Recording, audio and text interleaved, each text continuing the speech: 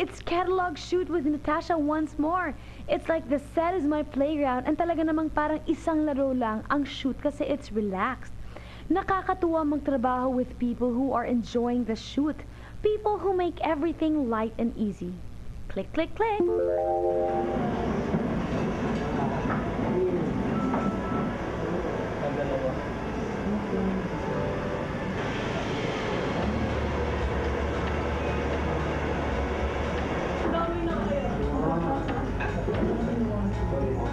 Hello guys! Nandito kami ngayon sa Pasig City, dito sa studio ni Mr. Raymond Isaac para po sa pictorial ng Natasha Beauty. Meron po kami 15 layouts. Happy ako at excited ako. At kita niyo naman, ang fresh ng makeup. Parang fresh lang, di ba? May stop na ba? I love that smile. I love that smile what you did. Sige, nagawa mo ngayon yung smile na yan. Ayan. So, nagawa na namin yung first layout. Ayan mo naman. May ilaw na eh. Iba-iba naman yung looks ngayon kasi may fragrance, may makeup, may lipstick, di ba? May eyeshadow, may blusher. It depends dun sa color nung eyeshadow o yung lipstick, kung pwede siyang pang medyo dressy na outfit or pang casual. Kasi kailangan i-highlight yung makeup.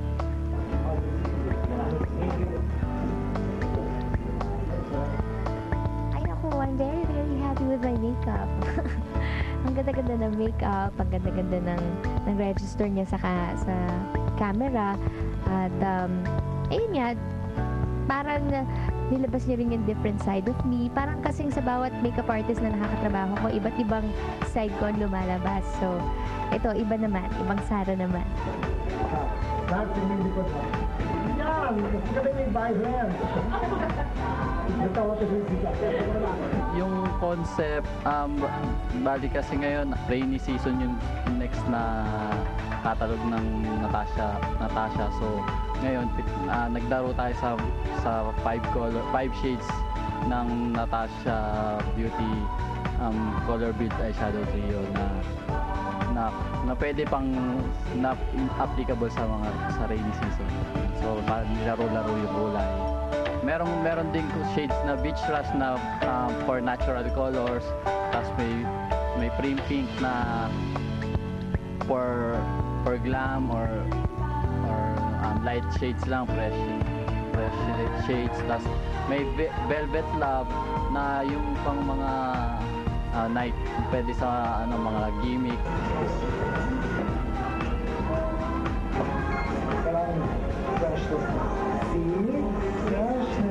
Pag ilang shoot ko na kay Sara is actually hindi ko na alam kasi mostly dalawa lang naman yung namin na photographer na pinapagpilihan ni Sara. So I'm one of them. You know, I've always admired Sara kasi I even tweeted it. Ang daming sumagot. Nagulat ako. Ikwento ko, Cher, nasa Abu Dhabi ako, airport, last night. Kasi pare-pareho kami kakadating lang. Siya galing Jordan, ako Abu Dhabi. And then, 8 hours ako naghihintay sa lounge. So, nangyari, wala akong magawa. Di, nag-Twitter, Facebook. Tapos nagay ko, I'm so excited. I went home. Just the truth, umuwi lang ako sa Pilipinas. Cut short my trip because to shoot Sara. And it's always a privilege to shoot Sara because I'm excited to shoot her. I believe in the girl. I believe in her talent. At doon nag-Twitter ako. So, siyempre, wala akong magawa. So, sabi ko, excited ako kasi I'm shooting Sara tomorrow, the whole day. Alam mo, yung sagot sa akin, alas 12 ng gabi, midnight. Yung taong sumagot sa akin saying na, Sir, ibabalik na ba siya? Alam namin, wala siya. Lahat ng buhay niya, alam niya. Tapos, pakamusta mo kami. Parang nang close sila kay Sara, no? Pakamusta. Pero the mere fact na nagsabi lang ako ng Sara Geronimo sa Twitter, until 2 o'clock in the morning. Hindi ako nag-exaggerate. 12 ako nag-start. Until 2 o'clock, sumasagot ako ng tao. Si Sara, magsishoot kami. Anong classes? May fashion, may makeup, may ganyan. Tapos, ako, ano ba yan? Pwede ba namin mabili? Pati ngayon, di tayo lang, hindi ko na dapat sabihin. Pati ako nagbebenta na siguro ng Natasha kasi ganun ka-interesado yung tao within the United Arab Emirates. Ganun ka sabik yung mga tao kay Sara. So I'm so amazed na yung following niya outside the Philippines is so much. So, excited lang.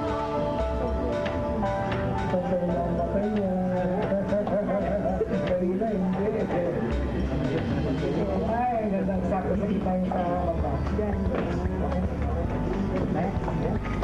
Mirror.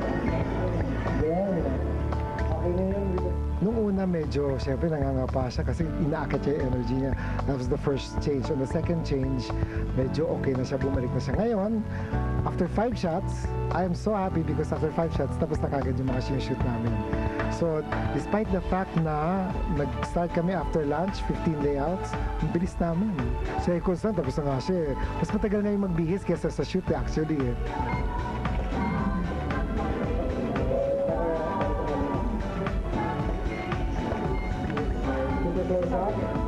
Kinonsider namin yung look ng Filipina Beauty, morena, yung chinita, tsaka mestiza. So, sa Natasha Beauty naman, yun lang lagi ang kinikonsider na ano kasi ang direction ng Natasha Beauty for Filipina skin talaga. Oh, ay! 100,000. Okay lang. Tinout mo na pala ang lips niya, kaya pala. At saka may ginawa ka hindi mo alam. Hindi ka mababa na tayo. Ano din siya, isa din siya sa mga nagpapa-motivate sa akin. Siya yung tumutulong sa akin na mag-emote, yung ano, kuha niya yung angulo kung saan niya kukunin, o yung kung paano ko magpo-post, ganyan, magpo-project. Ang laki nang naitutulong ni Sir Raymond. Huwag kayong maaalis dyan kasi babalik ang Popstar Diaries after a few reminders. Well, syempre, ang meaning ng Christmas is about giving love or without expecting something in return. And syempre, yung totoong meaning nun is about birth of Christ and about loving your neighbors and naging safe.